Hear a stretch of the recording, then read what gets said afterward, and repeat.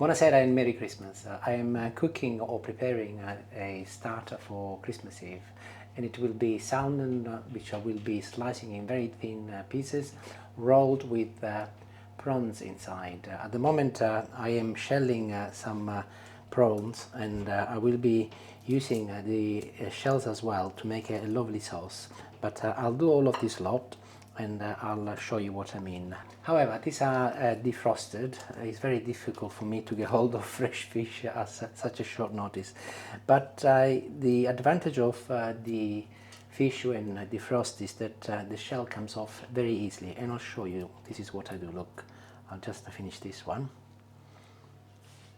So I'll get hold of the head and pull it, and that goes in the pan ready for later. Then I'll remove the little legs and then I'll press it from the tail, and the rest of the shell comes off, and any residuals, like this. I'll finish them all, and I'll see you in a little while. A little olive oil, frying pan, large clove of garlic, gentle crash, put it in there, followed by a generous amount of parsley. Keep the temperature nice and high, and as soon as everything starts sizzling, go along and add all of your shells together and put it in. As I defrosted my prawns, all of this juice can go in as well. Using my wooden spoon, I'm going on top of the prawns and crushing them so that I try and get as much juice out as possible. And once I get a fairly dry surface, I will add some white wine, just a third of a glass. I'm now turning the temperature up, and I'll wait until the alcohol from the wine has evaporated and all of the wine will have gone as well. Good time though to add a little salt and pepper as well. More pepper than salt. And I'll leave this on a fairly high temperature until all of the liquid has gone. What number have you got it on? Number 8 out of 9 at the moment. Same glass where the wine was, the teaspoon of flour goes in. And I'll add a little cold water, like so. And I'll mix it with a teaspoon. Do not worry if the flour will not dissolve in it entirely, because we're going to be sieving this in a little while. So I'm making at the moment the little stock for the sauce. So just trust me, you'll be fine. If you look at the bottom of my pan, everything has dried up, the wine is gone, and I'll add firstly a little water, followed by my mix of flour and water. I'll turn the temperature up on maximum now, as I want this to come to a boil, and I'll add enough water to cover everything with water. This is cold water. My stock is beginning to boil now, so I'll turn the temperature down to a medium, number 3 here. And I will leave it to gently simmer away for a good 10, maybe 15 minutes. We do not need to cover it up. It's actually a good idea if some of the water evaporates. In the meantime, I'll get on with the salmon. The salmon roll will be filled with some breadcrumbs, which will be marinated with parsley, and also with some prawns, which you've seen already. So this is also turmeric. I will put to 120 grams of grated dry breadcrumbs, 1 little teaspoon of turmeric, and it will give the mixture a lovely, beautiful, rich color. Salt and pepper again. Again, more pepper than salt, and another generous handful of parsley. This is parsley which I have chopped up and frozen, and I keep it in the freezer. There is a little clip up here if you want to see how I do it. But of course, if you go access to fresh parsley, just as good. But this is very good stuff. And the last ingredient I'll be adding to my mix is some Parmesan cheese, which I'm grating now. This will be approximately a couple of the teaspoons. This is also one of the reasons why I was a little bit mean with the salt, because Parmesan cheese is fairly salty. So there you go, you know why. And I'm using this grater today because this produces a very nice and fine cheese, which would be great for my salmon filling. I think that's about 2 tablespoons, isn't it? Yeah, I think you're right. That will do fine. You don't normally put cheese in with fish, do you, Dal? We're doing this recipe. And I'll mix it all together, and you will see what I mean by the beautiful color that the turmeric will give to everything. Look, it's a beautiful golden color. And I'll finish my breadcrumb mix with a little olive oil. I'm not going to go mad, but it will add just under 1 teaspoon. And I'll mix it so that it combines everything together a little. And actually, I'm going to go in with my hands now to make sure that all of the breadcrumbs and all of the ingredients are nicely mixed together. If you do this movement, you will get a lovely consistency. Look, It smells wonderful already. And this is ready. Salmon next. This is a beautiful piece of salmon. I'm not going to use all, but ideally you want to use the tail end, which clearly this is. And I'm going to be slicing tiny little thin pieces so that I can arrange them on top of some baking paper and roll it. And I'll show you how to do this. But you will need a very sharp and bendy knife, something like this. So keep your knife at an angle of 45 degrees and gently start slicing it. I'm at the beginning at the moment, so my very first few slices are not going to be very big. But as I move along, you will see that they'll get wider. That is why it's so important that your knife is nice and sharp. It's going through like a knife with... What is it? How's it going? What is it again? It's going through like a knife, everyone. Like a knife through butter. That's what you meant. Okay. You get it. Like a knife through butter. Anyway, the right word is like a knife through butter. That's it. Apologies. He's only lived here 30 odd years. I know. Still make silly mistakes. And I'm now arranging my salmon on top of the baking paper so that there is a little bit of an overlap, both sideways and also as I start going down. I do apologise for the noise, everybody. Two of our kids at home, and they're supposed to be wrapping presents, but somehow it's ended up being a party. Screaming party up there, yeah. At least they're not trying to kill each other, that's the main thing. If your salmon is fresh, you will find that this is considerably easier. And as you get to the bottom, just bend your knife slightly so that you scrape as much as possible. And look what a beautiful piece I've got here. Lovely piece, that one, yeah. And along I'll go and I'll position it here, like so.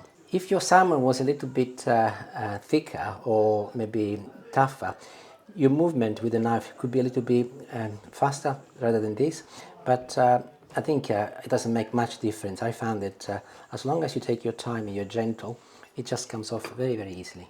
And also, it can be really therapeutic. It's quite therapeutic to watch, to be honest. It is, yes.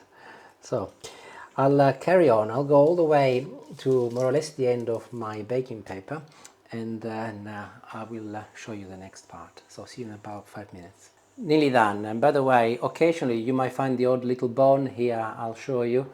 Just be careful, remove it, because it is inevitable when you are dealing with raw fish. I'm not showing you what I'll do when you get pieces like here, where there is a little gap. So I just cut a little slice. I'll cut it in half, like so, and I'll patch it up. I'll put it here, so that I am looking to achieve a fairly straight edge. I'll do it one more time, as I think there is a little piece left. And I'll place one in here as well, and one here. And I think I'm happy that this is okay. That's not too bad. There is a little hole here, so... Oh, God forbid. God forbid, yes. Let's deal with that. And there you go. Job done. With the left salmon, I'm going to score it here, like so, and also like so. I will fold the skin back, and I'll fold this way. And I'll place it in a plastic bag, and it will go in my freezer, and we got another 2, maybe 3 meals sorted for future. Time to put the breadcrumbs on top of the salmon, and using a spoon just really place it inside it. But I'm going to be covering the entire surface, so I'm going to do a few little mountains like this. That's perfect, and I'll keep some back for later. And just go along and spread it evenly now, so that the entire surface is covered by your breadcrumbs, but do ensure that you leave about an inch or maybe just under at the edges, so that when you roll it back, it will not be spilling out. You saw me deshelling some prawns earlier, so this is when I'm going to be adding them inside now, so they can go on top of the breadcrumbs, just like this. Make sure that you spread them evenly. Time to roll it, but before I do so, a little sprinkle of olive oil. Not a lot again, but just a little, like so. And this is where the baking paper becomes really, really useful. So I'll start by folding the edge at the top slightly like this, and I'll press it down with my hand. You might need to use your knife to help you dislodge the very first layer of salmon, so that it's no longer attached to the paper, just like this. And very gently roll it like so. Press it down with your hands once again. Be gentle though, do not be too violent with it. Hold it gently with your hand and pull it back. Remember, the salmon is only in little pieces, so it could easily come apart. And just carry on. Same movement, very slowly. And move it back, like so. And you will find that as you get going, it becomes easier. But as you get towards the end, stop with your fingers. Ensure that you push the last of your breadcrumbs and your prawns towards the inside. And do one final roll, like so. Ensuring that the salmon roll rests where the joint is. Oops, look at this. Look at Not that. a big problem. Not a big problem, just tucking back in. tucking in with your hands. There's a little gap in here. I'm not too worried because we're going to be putting more breadcrumbs in a minute. The salmon is currently sitting at the edge of my baking paper, so I want to move it slightly towards the middle so that it will be able to cook better. So I'll do that, and then I can roll this back again. I've got more paper than what I need, so using some scissors now I'll get rid of some. Baking tray, ensure that it's long enough for your salmon roll, and go in the middle of your roll and just pull the paper together very gently and lift it in place like so. Little olive oil in your hand, in your palm of the hand, and I'm applying it now on top of my salmon very gently. And here's the remainder of my breadcrumb, which I'm using now to cover the surface of the salmon on the outside. And this is the reason why I was not too worried about the little gap. Using my fingers, I'm ensuring that I'm covering every part where there is bare salmon, so that everything is nicely and equally distributed. And I think it's pretty much ready for the oven. But before it goes in the oven, one more little sprinkle of olive oil. I'll do a zigzag. I'll do a zigzag there and back. And it's ready to go in the oven. My oven is fan assisted, 180 degrees. If yours is a normal conventional oven, up the temperature to 200, and anything between 12 to 15 minutes. It doesn't need to cook for very long, so do not overcook it, otherwise it will not be very good. But at the end of the video I will let you know how long it cooked for. And my stock for my sauce is ready. Look, it might not look very attractive, but it will taste magnificent. It smells wonderful. So I will give it one last mix and mash with my spoon to ensure that all of the lovely liquid comes out.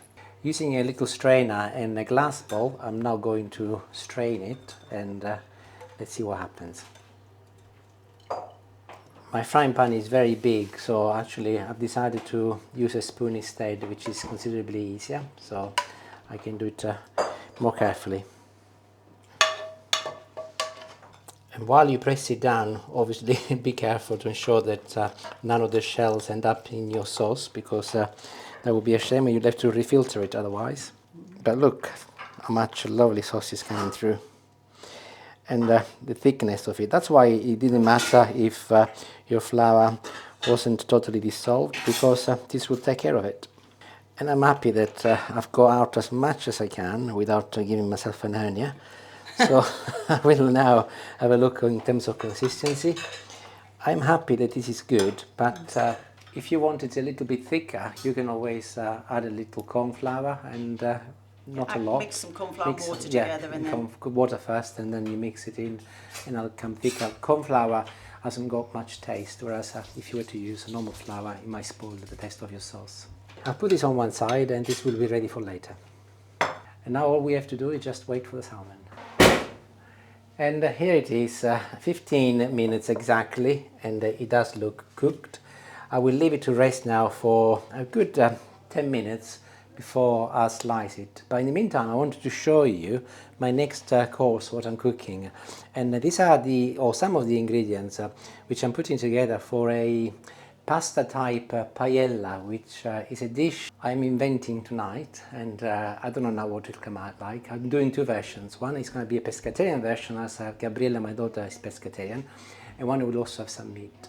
If you would like me to make a video in the new year, please let me know in the comments. I'll be quite happy to do so. And I've just finished my pasta, which is in the oven, and I'm now slicing the salmon, which is lovely and cold. and it's actually very easy. I'm even using this knife, which is perfect. Look, it's just going through wonderfully.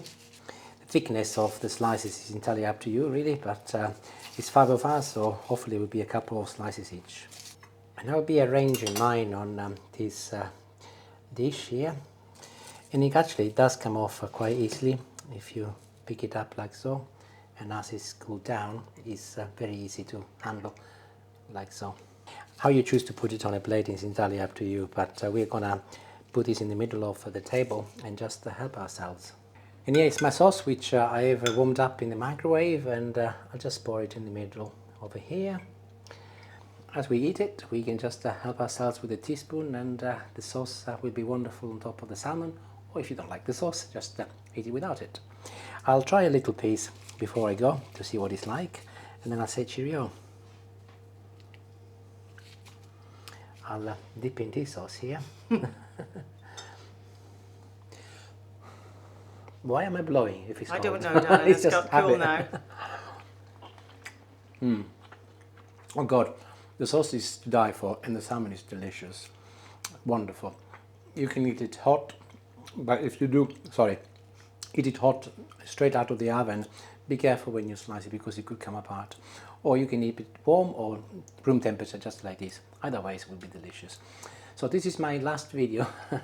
I will be taking a little break between now and the new year. So hopefully you've enjoyed the Christmas mini-series. And if you cook any of these, let me know. And by the way, you do not have to cook this for Christmas. You can do this any time of the year. Oh yeah, any time. And it is a beautiful starter. Or main meal if you want to put potatoes and carrots or whatever. Entirely up to you. Arrivederci, Buon Natale, which is Merry Christmas in Italian, and see you later. Bye bye.